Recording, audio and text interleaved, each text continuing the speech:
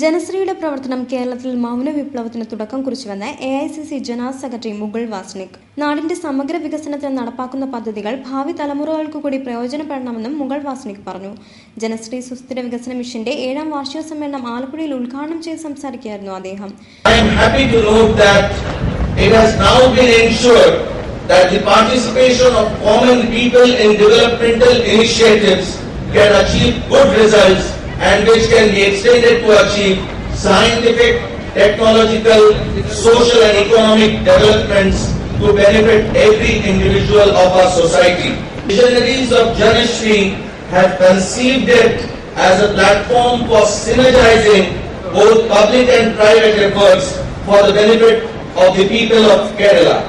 Today I am happy to note that Janashri is now well positioned to find itself to take on the challenge of initiating greater awareness of gender and development issues in Kerala through its large number of self-help groups spread across the state. ജനശ്രീയുടെ പ്രവർത്തനം നാടിന് മുന്നേറ്റവും താഴെത്തട്ടിലുള്ള കുടുംബങ്ങൾക്ക് സാമ്പത്തിക മുന്നേറ്റത്തിനും സഹായമാകുമെന്നും മുകുൾ വാസ്നിക് പറഞ്ഞു. ഇന്നത്തെ തലമുറയുടെ ആവശ്യവും നാളത്തെ തലമുറയുടെ ആവശ്യവും കൈകോർക്കുമ്പോൾ മാത്രമേ നാടിന്റെ വികസനം പൂർണ്ണമാകുകയുള്ളൂവെന്നും അദ്ദേഹം അഭിപ്രായപ്പെട്ടു. ചടങ്ങിൽ ജനശ്രീ മിഷൻ സംസ്ഥാന ചെയർമാൻ MM ഹസൻ അധ്യക്ഷത വഹിച്ചു. ജനശ്രീ കുടുംബങ്ങളെ സ്വയം പര്യാപ്തത്തിലെത്തിക്കുകയാണ് തങ്ങളുടെ ലക്ഷ്യമെന്നും ഹസൻ പറഞ്ഞു.